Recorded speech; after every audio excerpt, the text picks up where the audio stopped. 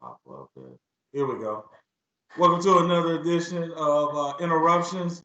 My guest today, very funny man, very smart man. You seen him on BET Comedy View, the Johnson Family Vacation, and I'm gonna say it the way he said it, and that's all. My man, JJ Williamson, how you JJ doing, man? Williamson is in the building. What up, my dude? I'm all right, man. How you been doing? Hey, man, maintaining, man, trying to stay safe, man, and keep up Good. the folks' way, man. Shit, this shit's so scary. I might put my mask on right now. Hey, just in case you cough. Just in case I come. Well, you answered one of my questions already. Yeah, you know what I mean? So you from Mississippi, Born and and raised, man, Jackson, Mississippi, man. one of the things I like about your comedy, because I'm born and raised in Georgia, Okay. so I I know that Southern comedy. There When it is. I hear, are you still living in the ATL? But yeah, man, I'm outside of Atlanta in Sonoya. Sonoya, okay, Yeah, I'm down okay. south. I'm down south 85. Okay, well, I ain't too far from you, depending on which way you want to go. I'm down in Loganville. You're in Loganville. Okay, okay, okay. Yeah. See two country boys. Right. But I tell you, that ain't Loganville in the background though. No. No. But look though, I saw an interview you did, so I started out with this background, and I'm finna change background, and Okay. I bet you this is what we have in common, and I bet you are gonna recognize this background. Let me Oh get it Lord. pulled up. Yeah, you're gonna recognize this background right here. Ah!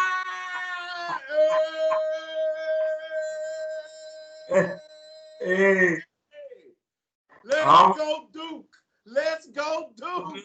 Hey, saying man, you got me smiling like it's Christmas morning. I'm a Duke fan too. So when I saw that interview, I said, I got something for him. I got Oh, some. man, that's love, man. I knew it was something about you, dude. Hey, I just interviewed Ricky Price and Jay Billis. Oh, wow, dude. That's beautiful, man. Yeah. See, we Duke fans, I ain't got to tell you who they are. You already know who they Yeah, are. there he is, man. Matter of fact, I went to go see Duke first round last year when they played in Columbia, South Carolina. I went to go see Okay. Zion and RJ Barrett there, man. So Man. Ricky Price was probably like 3 seats from me, dude. Yeah. I'm gonna send you the link to my YouTube channel. You can see that interview. Okay, play. Yeah, definitely do that, man. All right. The My first question for you today is, being from Mississippi and everything. How did you get started in comedy? What made you want to make that a career? Man, you know what? It was truly a childhood dream of mine when I was growing up in Mississippi. Man, I always wanted to be in the entertainment business. I was always the class clown, Okay. but because I was always nominated for like most wittiest at school. But my cousin was just as crazy as I was, so he always used to beat me though. I was always the runner up to the most wittiest at school, but I never tripped on it because it was always in the family. My cousin, he beat me in junior high and he beat me in high school. Oh man. Oh man. So You yeah, it was truly a childhood dream of mine, man. But I used to be so negative about it, man. Being from Mississippi, never thought I'd get discovered, you okay? know. So I just put it in the back burner for years, man. Growing up, I went on to college down at Alcorn State and everything, man. But it was always in the back of my mind, man. And man, I moved to Atlanta back in '93, hanging with some buddies. One Oh New Year's wow. Eve, man, we just having a good time, man, drinking and partying for New Year's Eve. I was making everybody laugh, and after blue, man, somebody just said, "Man, you need to do stand up, dude." You need to Wow. do stand up, man. And but look, I never told nobody I wanted to be a comedian, man. I never told my parents, my Nobody. brothers, my sister, nobody. I didn't even tell God, man, and I knew He knew. Well, he put it in you, but He so put it in me, so I knew He knew. So, man, for somebody to say that out the blue, man, that light bulb just went off in my spirit and my soul, man, and I pursued it. And did my first night here in Atlanta back in 1995, man. Zoo Man, Corey Zoo Miller. yeah, Zoo Man, yeah. Man is the very first person to bring me on stage, man. So yeah, cause see, then you was here when you got to Atlanta. You had you talking about Shawty, uh, Shouted, Mike L. Rod Man, you know, man, Gerard, Nard, Black Boy. Oh, yeah, All us started together, man, and then we lost one of my amigos last week, man, the Craig, great Tyler Craig, man. Tyler So Perry, yeah, yeah, man. man. So man, me, Tyler, and Rod, man, Bob Sumner, who was the producer and creator of Def Comedy Jam with Russell Simmons, man, he came to Atlanta and saw me, Rod, man, and Tyler, and he gave us the name. We was the Three Amigos. And I was barely 2 years in the game, and I was already fit to be on Def Comedy Jam, man. Well, see, but that's well, that just natural. You It just was have just natural that natural cover because let me tell you something. When you did the Johnson family, vacation. listen, everybody, your character was so relatable because everybody got that one in the family That that one in the family. And it's amazing, man, because I didn't even have to audition for that. Said just threw me that ball, man. He threw me that oh alley wow, oop. Cause I was opening up for Cedric for so many years, man. We built a real tight relationship, not okay, only comedian brothers, man, but just brothers and friends. You know, we got to really know each other, man. He taught me a lot about the business, allowed me to open up for him for years, man. With just a tag team, let me go out there, host, do 30 minutes in front of his crowd, wow, his followers and his fans, allowed me to build my fan base off him, man. And I sat back and learned a lot from him, man. So when Johnson family came around, he like, JJ, I got this part for you, dude. It's you I always got it for boy, you. So you man, that was you know what? I auditioned on set, really. Man, okay, I really did because I knew I was gonna do this part. So man, I never got a chance to eat. I mean, get a chance to meet like the executive producers, okay, the okay, directors until I got there. So when I met one of the main producers, he thought I wasn't gonna catch on. So he started reading some lines of the movie in okay. my segment. And I caught on immediately. I was like, yeah, Kid Fo, woo, woo, woo. Well, Man, look, when I made the producer laugh, I said, oh, okay, I'm finna nail this thing, man. oh, you nailed it. You I'm finna nailed take it. care of this. What my favorite part about it because sometimes people they look at it and they say, man, I don't have a lot of lines that I don't have. But what you did was you say, you know what, I got this window right here, this scene, this Yes. window, and I'm gonna kill it. And what did it for me, it wasn't the part where they was thinking like, oh man, here he go begging. It was when you said, who told you about that insurance thing? Yeah. It was Me not. Me. we all got family members that Yeah, yeah. for Now your you know it was me now. Me now. Do that insurance thing. Man, let me hold something. let me know. Let me hold some. That Man, was you know what? We did that movie in 2004. Man, wow. I still get recognized from that scene, man, because like you say, it was so relatable.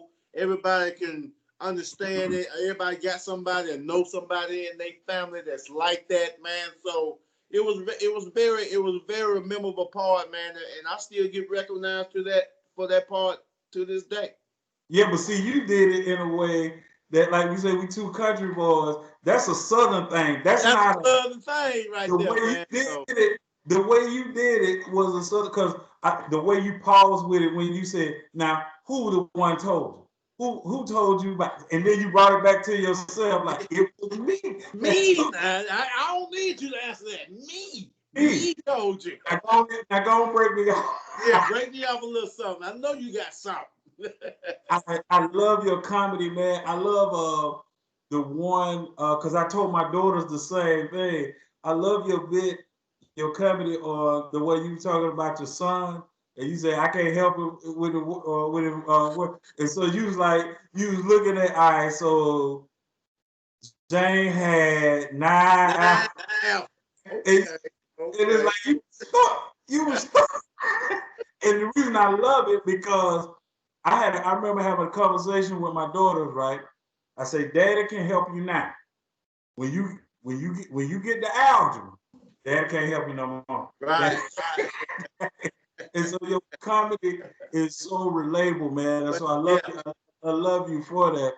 My next question for you is, how does one sit down and craft material?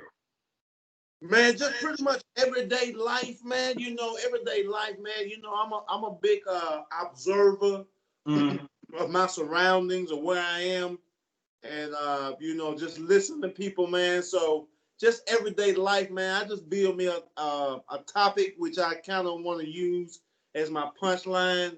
And mm-hmm, man, you know, I when I first started doing stand up, I used to write my jokes out mm-hmm.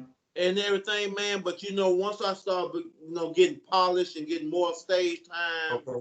man, you know, I just go up there and I mean, the stage is the only way you can work it out. Right. You know, I mean, you can get in the mirror in the bathroom mirror, and you know, you can talk it all out, and you think it's gonna be funny, but once you get in front, you got to get in front of that audience. You got to have all those eyes on you. You got to work that stage, man. You just got to bring it to life and bring those people into your world. So it's just timing. It's reps on that stage. You Okay. know, I mean, you know, that's our job training. Only way you're Okay. going to work up, you'll work your way up is to, you know, continue to work on your craft, continue to Okay. work on where you are at that point, and continue to try to strive to get better, man. So, you know, I was hungry. I'm still hungry. I was hungry back then, man, and I hit that stage as much as possible.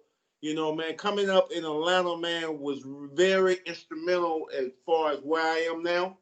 Because we Uh-huh. had some strong comics here, man. And we Yeah. still do. Atlanta's a strong mecca for comedy, stand up. So, you know, I came up with a nice little class, like I said, with Rob Man and Nard and rest in peace, my dude Tyler. Man, they kept you sharp, they kept you hungry. You know, we stayed on that road, man, and then we Right. came up on the Earthquake. Yeah.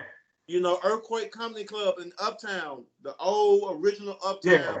in Peachtree back in Yeah. the day, man. And I came up on the Earthquake, man, and Earthquake used to throw me to them wolves every weekend.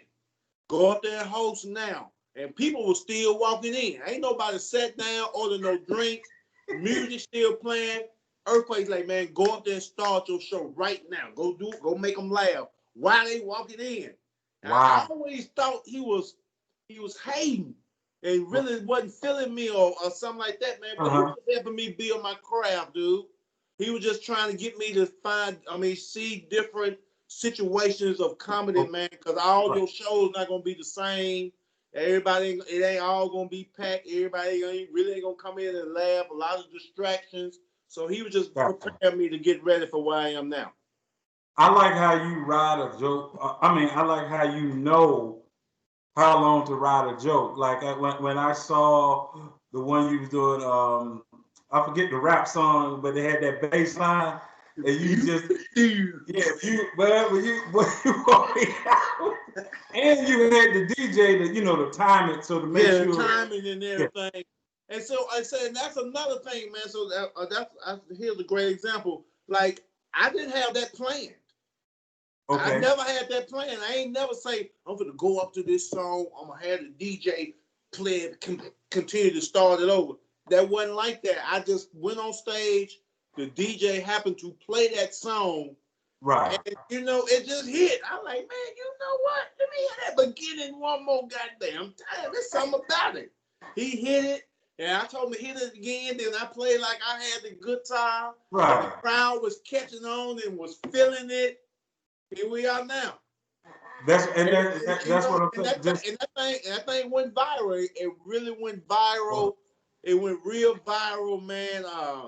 And then next thing you know, it got to Tila, who was the original song rapper. It got to Tila. Then it got to 8-Ball MJG.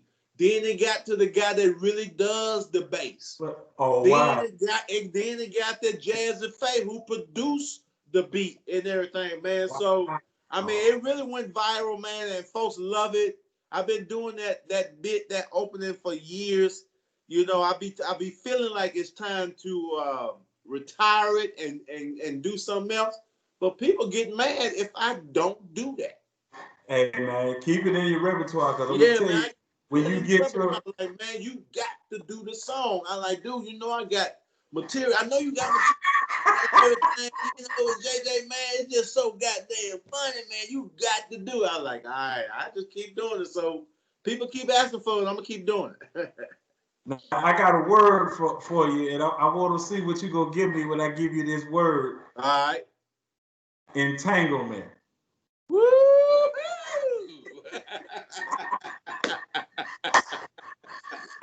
hey, as long as I'm on that end of it, as long as I ain't got to look like Will.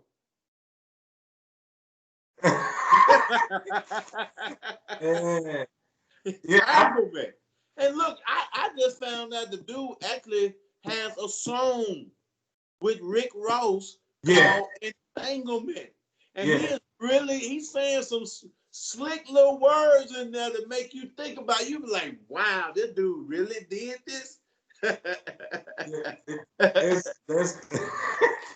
He better be careful though. Yeah, you got to be careful, man. You got to be careful. I ain't gonna get into no entanglements.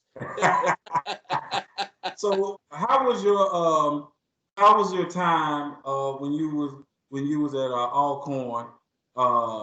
Alcorn State? You know, the black college experience, you coming out of that, and how did that help, shape you? I see. It's right here by me, baby. It's right here by me, baby. And look here, let me let everybody know. Don't think I just went there. Your boy graduated. Okay. Alcorn You know what I mean? I'm a college graduate, man. But man, that was one of the best experiences of my life, man. Being from Mississippi, man. You know, my mother went to Alcorn.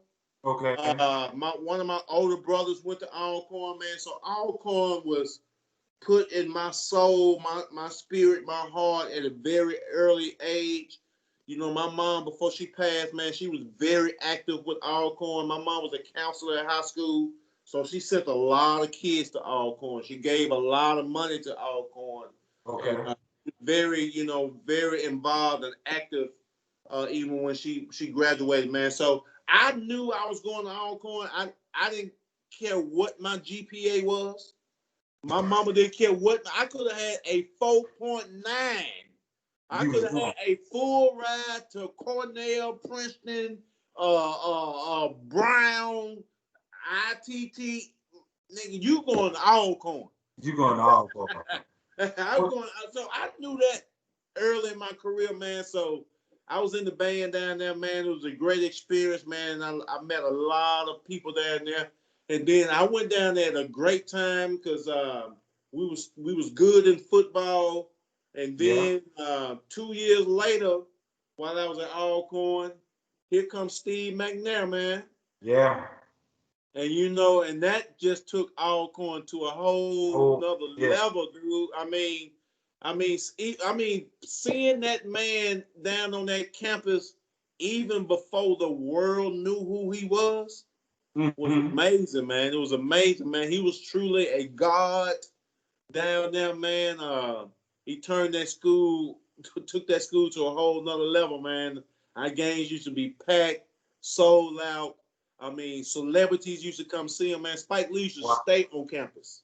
Wow. Stay on campus. Like, he just wanted to see McNair in person, man. And again, he wasn't getting no publicity on ESPN or none of that, man. People just knew about him and Mississippi, Alabama, Georgia, Louisiana, surrounding states. Right. The man took our school to another level. So we partied, we hung out. The campus was always lit. I And know then it I was in was. the band. We had a nice little band and everything. We was traveling different states and different games. BT was showing the games, man. And yeah, man, that was a great experience, man, being on it. Because Alcorn is in the middle of nowhere. Oh wow. It's in the middle of nowhere, man. I don't want to say a prison environment, but if you just think about a prison to be out in the nowhere. Ain't no Right. surrounding city. It wasn't no surrounding city. Wasn't no McDonald's, 3 or 4, What? 5. No. You missed the cafeteria. Your ass better have some food. Or you better have a fat girl on the other side that's cooking. Because they ain't going to cook. Look, we used to be out there window like that. Hey, you got some more of them Hey, give me some of that corn on that too. Give me that beef right there. You gotta have somebody on the other side of that campus that's willing to cook, man. So it taught you how to survive. It made you appreciate a dollar, man. Make you want to stay hungry and be somebody in your life, man. I wouldn't change that experience for nothing, man. I still stay in contact with so many Alcanites, man. Like I said, we was in the middle of nowhere, man. So everybody got a chance to know everybody. Everybody, man. You on that campus. We're going to the cafeteria at the same time.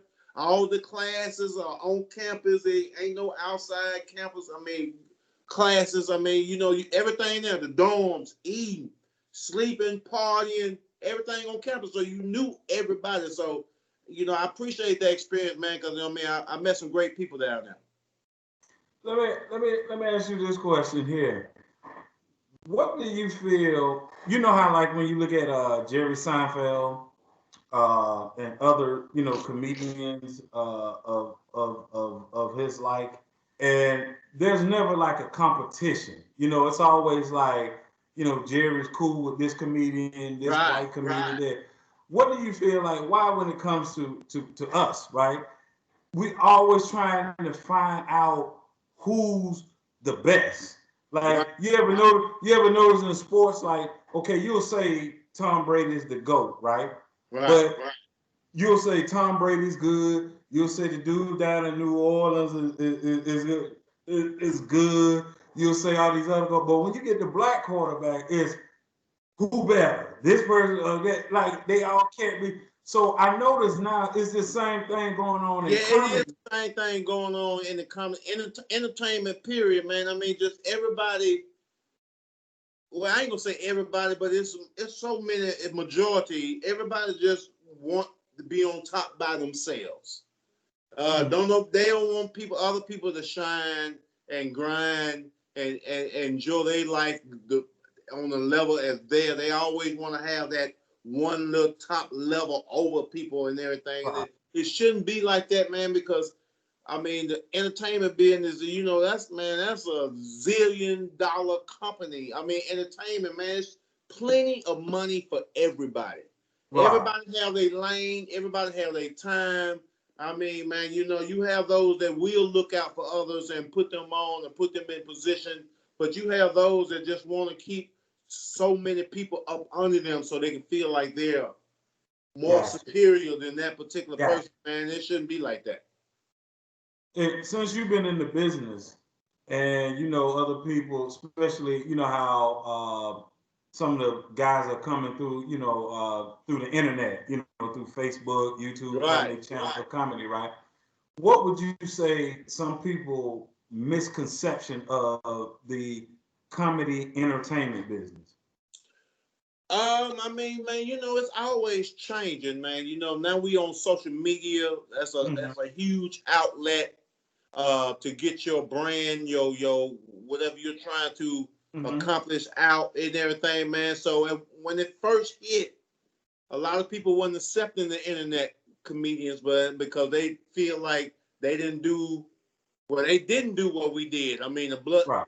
blood, sweat, and tears of Mm-hmm. grinding on the road, not getting paid, staying in hotels together. show canceling while you just getting there and everything, man. So it was a Okay. lot of them, man, that was getting paid, but and calling themselves comedians, man, but wasn't really putting in the work and the Mm-hmm. grind to call themselves that. But man, I mean, times change. We're in a whole new generation. Sure. I mean, you see technology is always changing and advancing. Social media just happened to be an outlet for a lot of people to put their talent out there. And then, hey, it comes at a cost. You can be funny for those 15 seconds. Now, Right. now you call yourself a comedian, and Mm-hmm. now you got to go do an hour, Right. and you ain't got that time. Cause black folks don't let your ass know. Oh yeah, yeah. We don't let you know, man. We just spent our hard-earned money to come see you, and you just got that internet shit going on. That ain't what we came to hear. Hey, man, we trying to laugh.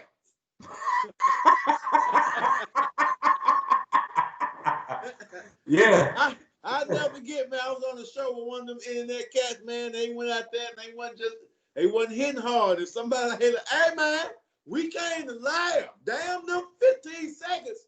Where that 40 minutes said at?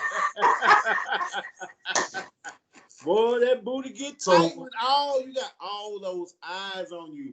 But you So know it's a what? different I love still being the underdog, Otis. I really do. I Okay. love being on shows, man, where people probably really not that familiar with me and everything.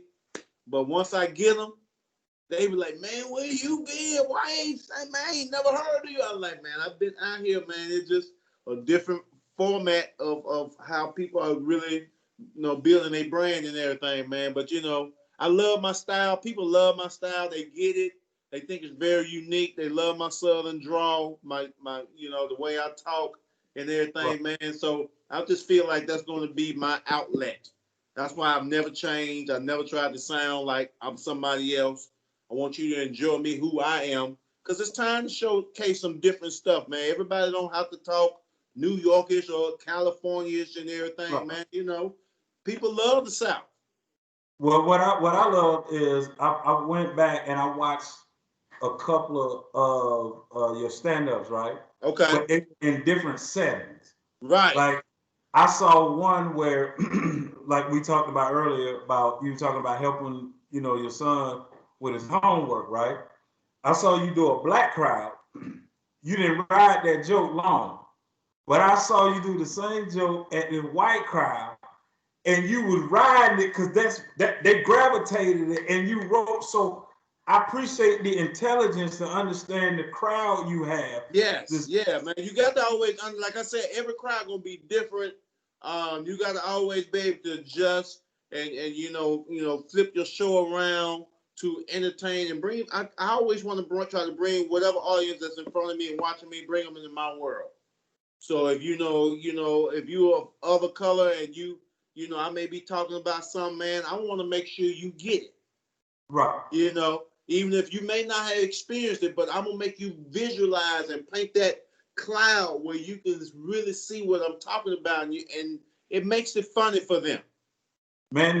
One of your brilliant, and I do mean brilliant, jokes is when you ask the crowd, how many married couples out there, and when I don't know if people get it. I know some people get it, but I know you've been in there with some people that get it when you said, "Yeah, I'm caught up in the matrix too." I'm in the See, I'm they in don't the matrix. understand. They don't get the joke far as what you're saying is we're in a. I need a pill actually to escape this. Escape this and everything. Exactly. So I took the blue pill. I should have took the red, but I took the blue. Yeah, Brilliant, man. yeah, That man. is Thank you, dude. but you deliver it the way you're supposed to. And Yeah. the part when you mentioned about the guys you came up with, all you guys got different styles. Everybody All got different funny, style. Everybody different. got their different style. No one has never came to me and be like, JJ, man, I done heard that joke before, or you sound like such and such and such. They don't have to do that, man, because I stay in my lane. I stay true to who I am, and I bring my own personality out on stage. what is JJ's inspiration? What gets your juices flowing? What inspires you? Man, waking up every day, man, to be real. I mean, be honest, and that's real, man. Just waking up every day, man, to be in my right frame of mind, man, healthy, able to continue to provide for my family, man. So that motivates me, man. My kids, my wife and everything, man. Try to continue to be prosperous, man, and because I just turned 50. I got a lot of living and I got a lot of You entertainment older to than do. me. And yeah, man, I'm 5'0", baby. I'm 5'0". I Hey, know I hey, don't look it, but if I take these clothes off, nigga, I look 50. hey, that's why when I do these interviews, I always stay sitting down. So, Yeah, yeah, me too. hey, Me too. hey, Hey, now I look, got a nice shirt on right now, but nigga, I'm in my drawers. hey, hey, hey, the only difference between you and I is I dyed my beard yesterday. Oh, did you? So you ain't ready to gray it out yet? Oh no! I got a couple of interviews. When I send you the link, you'll see the gray. You be like, nah, I see him graying Yeah, up. I see them And then gray. you I go, see them gray. Yeah, man. I let that I get that. I gonna let that wisdom come on out, baby. my wife told me one time, she said, they make you look distinguished. I said, I'm too young to look distinguished. I ain't got time to look. But the funny part is when I was messing with you about your age, I'll be 49 next month. So it ain't That's like what's up, man. We look good. Wait, man, we look good. We yeah. healthy. We in our right frame of mind, man. So that's a blessing, dog. My final question for you, and what I want to know is, what made you stay in the ATL? Man, you know what, man? At the time, when I finished college, man, I moved to Atlanta. Mm-hmm. I was following my college girlfriend at the time. So Mm-hmm. man, I was working, man. I was working. I was doing pretty well. I sold computers for a Mm-hmm. while at Circuit City back in the day. Remember So, Circuit City? yeah, Circuit City, Walmart man. put me out of business. Yeah, man. So I was at Circuit City and everything, man. But you know what? Atlanta just accepted me, man, and allowed me to grind. It allowed me to grind, man. I came to Atlanta, man. It was a huge mecca for black people. I saw a lot of black people being successful. Gotcha. I came here I came here the right end of Freaknik, but right when it was getting ready to be the Yeah. so I caught the tail end of Freaknik and Yeah. everything, man. So man, it was just I just embraced Atlanta. And like I said, man, Atlanta embraced me, man, allowed me to work, provide for myself, man. And I have no complaints, man. The ATL really been good to me, dude. Well, I tell you what, do me one favor. When you get to that next level, don't let them talk you into moving to California. I ain't going Cause, nowhere, dude. Hey, cause man, look, cause look, there's look, so much I going know on you here. know. Huh? Hey, no, I was gonna say, cause I know you know the amount of money you can get here for a house versus California. Man, because somebody was telling me, like, Jay, man, I saw your house. Boy, that's like 3 million out here. I said, dude, man, this house barely ain't, man, this house ain't no $3 million house. He said, out here it is. So yeah, man, it's a lot of people moving from there down south, because they know the property value is cheaper, man. You can get a lot more Get for more what land, you man. got and everything, man. Because I talked to one of my comedian buddies that Uh-huh. does stand up, man, and be in movies and stuff. He say he paid 700,000 for his crib, man, and it's barely 2,500 square feet. I was like, damn. I You said, know I dude, want to laugh. I was like, dude, do you know how much you could have here? I was like, you Here, go down here, mess around, have a whole county. hey, hey, some should have told him if Rick Ross moved here, some should have told him. Some should have told him. Some should have told him, man. So no, man, I ain't going nowhere. If I got to go out to LA and do movies or sitcoms or something, yeah, I have me somewhere to lay my head. But my family and my main home and where all my stuff on mail coming, ATL. You know what I'm gonna try to work on, man. Once we get whatever the new norm is, Right. and whatever your schedule, what your schedule be, we need to hook up, man. Go on down to see what the game in Cameron Crazy Hey down man, there hey because man. I met Robert Bricky, and like I said, I've already interviewed Ricky Price and Jay Billis, and I would love to let them know, like, hey man, I got a comedian, JJ Williamson. He's a Duke fan. Hey, Hey man, can we look, come down there? I'm so true to Duke. So Uh, I'm so true to Duke. I've been a Duke fan. Johnny Dawkins is the reason why I'm a Duke fan. I've been watching Duke since like '84. Same here. Yeah, so man, I've been following them for years, man. So die hard, love that blue and white. So one of my high school buddies, he used to do work with a lot of the camps back in the day. Back in the day, a lot of the Nike camps and elite camps and stuff, man. So he bumped into Chris Duhon back in the day. Okay. Chris Duhon, point guard from the national championship '01. So, man, he bumped into Chris Duhon. Well, he really bumped into Chris Duhon's mom. And he told Chris Duhon's mom, like, man, one of my good friends is a diehard fan, true fan of Duke. So he introduced me to his mom. Man, we became friends. She introduced me to her son. Then we became friends. Wow. And now I know a couple of players. I know some coaches on the staff right now. Man, I got something on my bucket list that I never thought would happen, dude. Man, one night, Chris Duhan's mom called me, maybe about 11:30, 12, late one night. She said, JJ, I'm sorry to disturb you. I know it's late, but I want you to know, somehow an extra ticket came up for Duke, North Carolina. Oh. Oh. Man, when I tell you, she said, JJ, you want to come? I like, fuck yeah. I'm on my way now. I'm on my way, dude. Dude, I've literally left 5 hours after that going to the airport, dude.